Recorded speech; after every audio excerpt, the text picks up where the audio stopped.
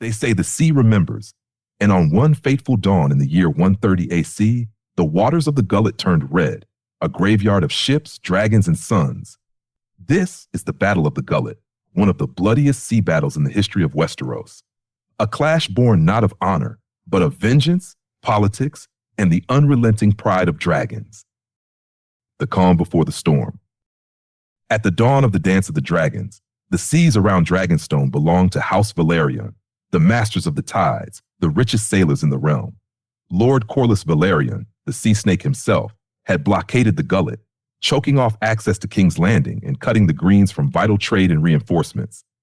The blockade was working until the scheming of Sir Otto Hightower, the hand of King Aegon II, changed everything.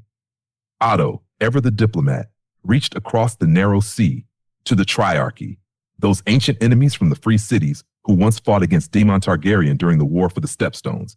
His offer was simple: gold and alliance. Their reward, vengeance against the sea snake and the chance to shatter the Velaryon fleet. The Triarchy Moves. In the port of Tyrosh, the High Council of the Triarchy gathered, men from Lys, Myr, and Tyrosh, united by greed and hatred. Soon after, 90 warships set sail, led by Admiral Shirako Lohar of Lys. Their oars cut through the waves like blades, banners of the three daughters snapping in the sea wind, heading straight for the Gullet. Meanwhile, on Dragonstone, young Prince Jacaerys Velaryon made a fateful decision. His half-brothers, Aegon and Viserys Targaryen, would be sent away for safety, fostered in Pentos until their mother Queen Rhaenyra claimed the Iron Throne. But fate, as always, had other plans. The trap. Their ship, the Gay Abandoned, never reached Pentos.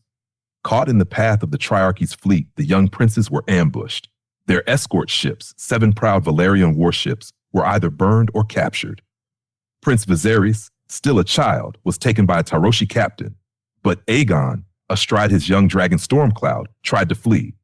Bolts and arrows darkened the sky, piercing scales, tearing wings. Still, Stormcloud carried his rider home to Dragonstone before collapsing, dying from his wounds. The warning had been delivered. The Triarchy was coming. The Battle of the Gullet begins. The dawn of the new year, 130 AC. The Triarchy's fleet approached from the north and south, dividing their forces, encircling Dragonstone like a tightening noose. From the sky, dragons answered. Prince Jacaerys Velaryon on Vermax led the charge, a boy of 17, fire in his heart and vengeance in his blood. The first Lysene galleys burned beneath him, flames consuming wood and men alike. But the Triarchy had learned from their wars against Daemon and Caraxes. They knew where to aim, how to strike. Soon, more dragons joined the fray. Ulf the White on Silverwing, Nettles on Sheepstealer, Adam Velaryon on Seasmoke, and Hugh Hammer on Vermithor, the largest dragon alive. Fire met sea. Screams echoed across the bay. The sky itself seemed to burn. But amid the chaos, tragedy struck. Vermax flew too low. Crossbow bolts pierced his eye, or perhaps grappling hooks dragged him down. Both dragon and rider plunged into the burning sea. Prince Jacaerys Velaryon, heir to Rhaenyra, was gone. The Burning of Driftmark. While Dragonstone burned above the water, the Southern Triarchy squadron sailed past, striking instead at Driftmark. They unleashed fire ships upon Spicetown, burning it to ashes.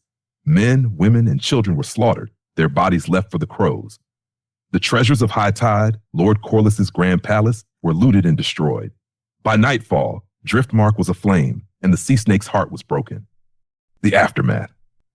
When dawn came again, the sea was choked with corpses and wrecks. Thousands were dead. Spicetown, gone forever. Of the Triarchy's 90 ships, only 28 limped home, and nearly all were Lysene. The rest lost to fire and blood. The Blacks had paid dearly. Jacaerys Velaryon, their shining prince, was dead. Viserys Targaryen, captured and thought lost. Even the people of Dragonstone began to turn against their queen, mourning the sons and fathers who had perished for her war. And yet, the Triarchy's victory was hollow. The Velaryon fleet still ruled the seas. Their losses were so devastating that the free cities would take no further part in the dance.